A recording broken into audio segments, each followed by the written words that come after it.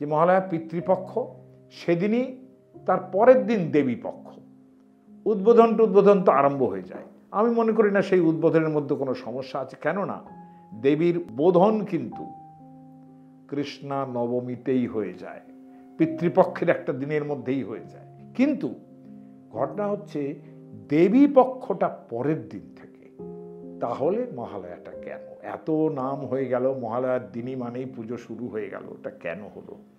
এটার কারণ সম্পূর্ণরূপে বীরেন্দ্রকৃষ্ণ ভদ্র, এবং তাকে আমাদের কোটি নমস্কার জানানো উচিত। তিনি তার যে ওই মহিষাসুরমর্দিনীর চ্যাপ্টার, ওটা কিন্তু তিনি পঞ্চমীতেও ট্রাই করেছিলেন, ষষ্ঠীতেও ট্রাই করেছিলেন, কিন্তু আলটিমেটলি মহালয়াটা ক্লিক করে যায় ওই পিতৃপক্ষের শেষ দিনে। মহিষাসুরমর্দিনী ক্লিক করে যায়, সেই থেকে আজও নাই শেষ। এখনো পর্যন্ত একেবারে সকাল 4টের সময় মহিষাসুরমর্দিনী হবে। এটা একাকার হয়ে গেল দেবী পক্ষ এবং পিতৃপক্ষ। সৌজন্য বীরেন্দ্রকৃষ্ণ ভদ্র। শারদ ব্রাতে বেজে উঠেছে